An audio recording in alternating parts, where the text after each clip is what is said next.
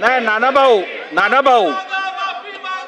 भाऊ हा सभागृह कामकाजासाठी आहे आणि कामकाज नियमाप्रमाणे चालणार। तुम्ही खरं तर तुमच्याकडनंही अपेक्षा मुळीच नव्हती।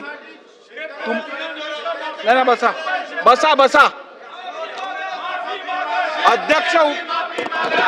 अध्यक्ष बोलायला उभे राहिले असताना असं वागणं तुम्हाला जर शोभत असेल तर मला काय म्हणायचं नाहीये पुढे। खरं तर नानाभाऊ पटोले या सभागृहाचे माजी अध्यक्ष राहिलेले आहेत। ते अध्यक्ष असताना या सभागृहात राजदंडाला स्पर्श केल्यानंतर काय कारवाई करावी या संदर्भातलं रुलिंग झालेलं। त्यामुळे नानाभाऊ मला तुम्ही पुढची कारवाई करण्यासाठी अजून मजबूर करू नका।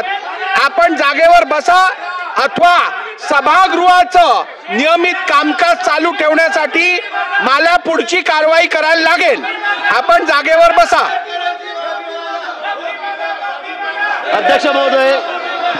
अध्यक्ष महोदय, एखाद्या विषयावर भावना व्यक्त करणं वेगळी गोष्ट आहे आणि थेट अध्यक्षांवर धावून जाणं हे अशोभनीय आहे। अशा प्रकारे अध्यक्षांवर जणू काही अध्यक्षच दोषी आहेत अशा पद्धतीनं अध्यक्षांवर धावून जाणं हे या सभागृहात आम्ही पहिल्यांदा पाहतोय। लोक वर गेले नाही तसं नाहीये, पण ही पद्धत कुठली आहे की अध्यक्षांच्या अंगावर धावून जायचं? ही पद्धत योग्य नाही, अतिशय अयोग्य पद्धत आहे। अध्यक्ष महोदय, नानाभाऊ हे स्वतः अध्यक्ष राहिले आहेत।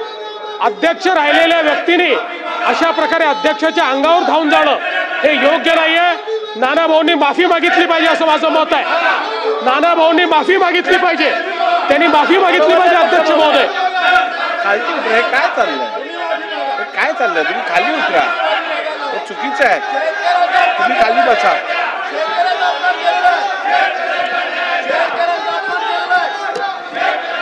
सभागृहाचं कामकाज नियमित चालण्यासाठी मी विधानसभेचा अध्यक्ष म्हणून माझ्या करीत नानाभाऊ पटोले यांना दिवसभरासाठी सस्पेंड करत आहे।